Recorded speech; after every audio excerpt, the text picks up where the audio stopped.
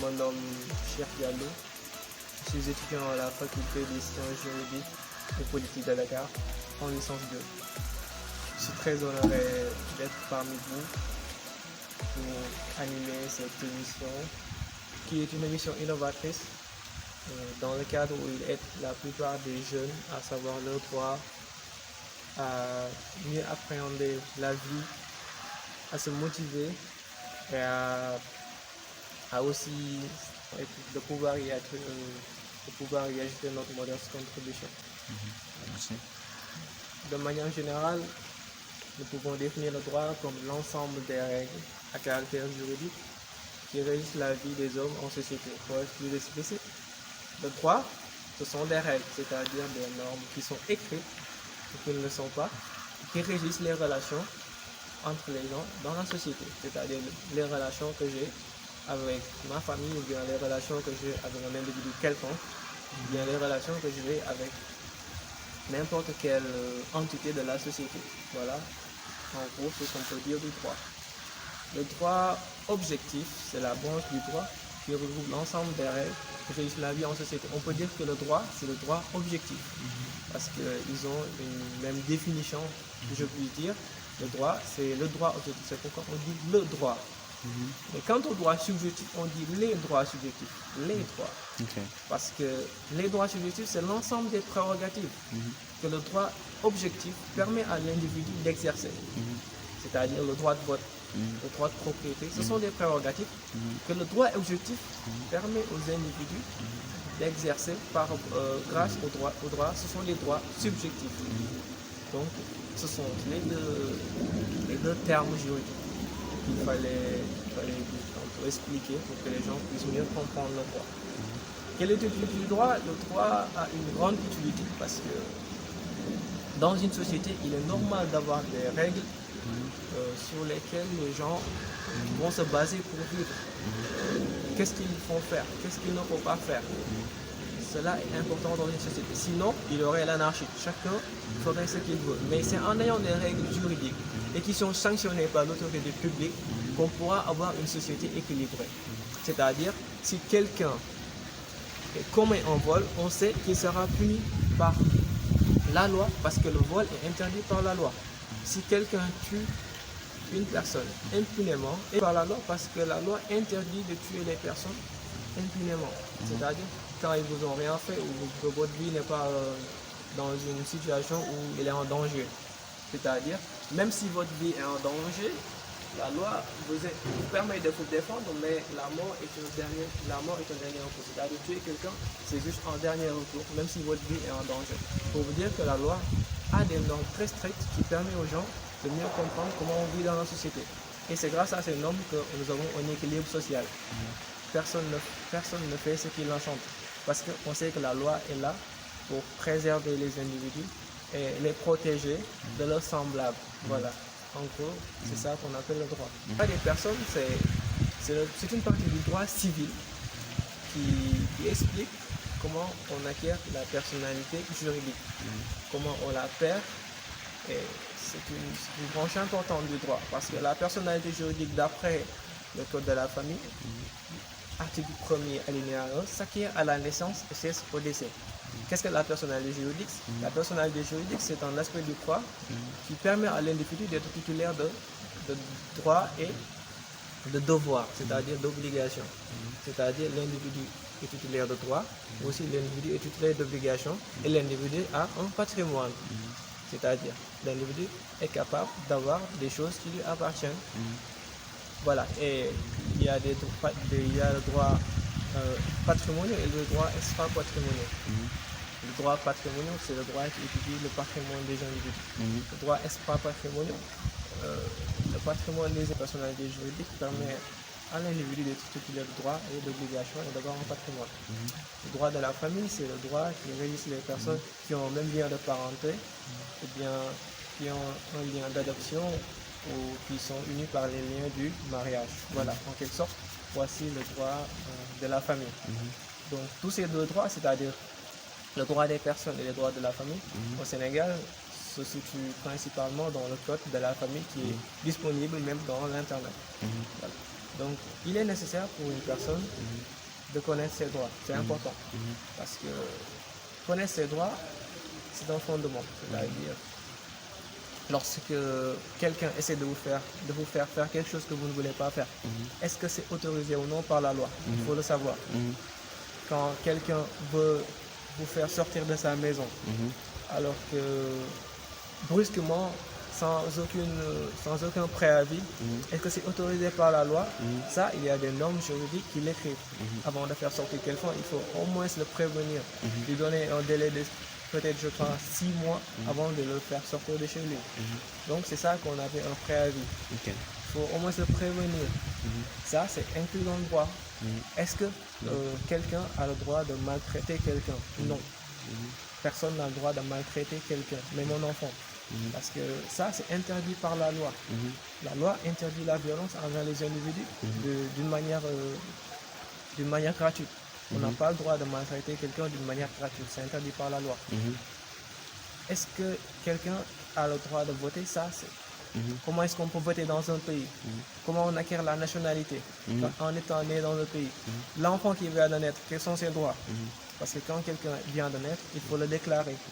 Même si vous ne l'avez pas déclaré, il y a des procédures comme la procédure de déclaration tardive qui permet à un enfant d'être déclaré, même si le délai dans lequel vous deviez le déclarer. Et dans les zones reculées, il y a parfois un problème de communication.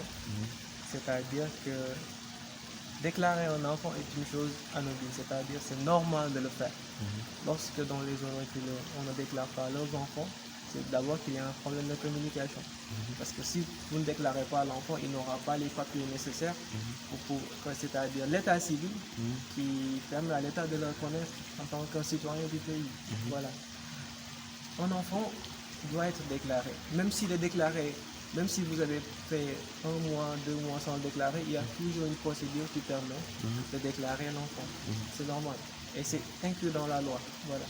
Il y a des procédures comme la déclaration tardive qui permet de déclarer l'enfant, même quand le délai est épuisé. Il faut sensibiliser les gens à déclarer leurs enfants. C'est la meilleure méthode. C'est-à-dire qu'il faut utiliser les moyens de communication tels que les réseaux sociaux, qu'on utilise souvent, Facebook, WhatsApp, Instagram. C'est pas seulement des moyens pour se divertir, ou bien regarder ce qui nous plaît, c'est-à-dire le divertissement, ou bien trouver des informations. C'est aussi un moyen de sensibilisation. Il faudrait mettre des affiches, ou bien des statuts, ou bien des publications qui incitent les gens à déclarer leur enfant dès la naissance. Même quand quelqu'un n'est plus de ce monde, c'est une question de normes juridiques. Quand quelqu'un n'est plus de ce monde, peut-être qu'il travaille dans une entreprise et qu'on ne le voit plus, on suppose que peut-être lorsque quelqu'un est décédé et qu'on ne l'a pas déclaré, on ne saura pas où il est, qu'est-ce qu'il fait, qu'est-ce qu'il est devenu. On le considérera comme quelqu'un qui est disparu. Tu vois. Et la disparition résulte de cela. Quelqu'un peut quitter ce pays, aller à l'étranger pendant des années sans pour autant qu'on ait des nouvelles de lui.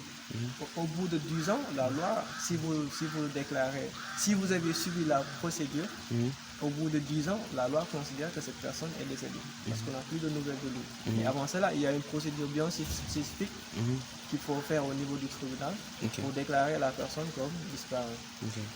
Voilà. Donc, quelqu'un qui est décédé, normalement, on doit le déclarer comme tel. Pour que là où il travaillait, ou bien les gens qui lui sont proches puissent savoir de quoi était revenu.